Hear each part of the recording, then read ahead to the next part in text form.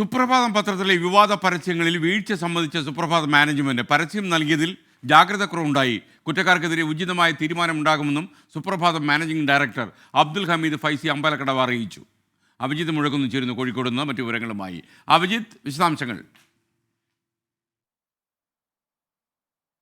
SKN സമസ്തയുടെ മുഖപത്രത്തിൽ വന്ന ആ പരസ്യത്തിൽ തങ്ങളുടെ നിലപാട് സമസ്ത നേരത്തെ തന്നെ വ്യക്തമാക്കിയതാണ്.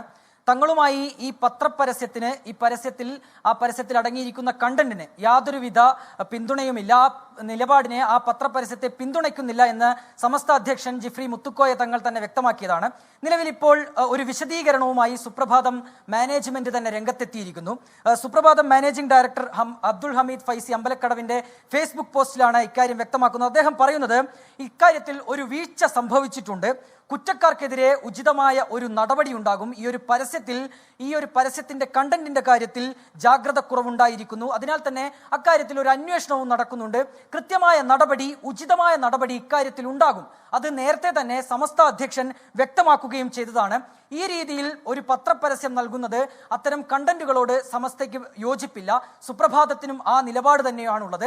ഏതായാലും ഇക്കാര്യത്തിൽ ഒരു അന്വേഷണം ഉണ്ടാകുമെന്നും നടപടിയിലേക്ക് നീങ്ങുമെന്നുള്ള കാര്യമാണ് ഇപ്പോൾ സുപ്രഭാതം മാനേജ്മെന്റ് വ്യക്തമാക്കുന്നത്.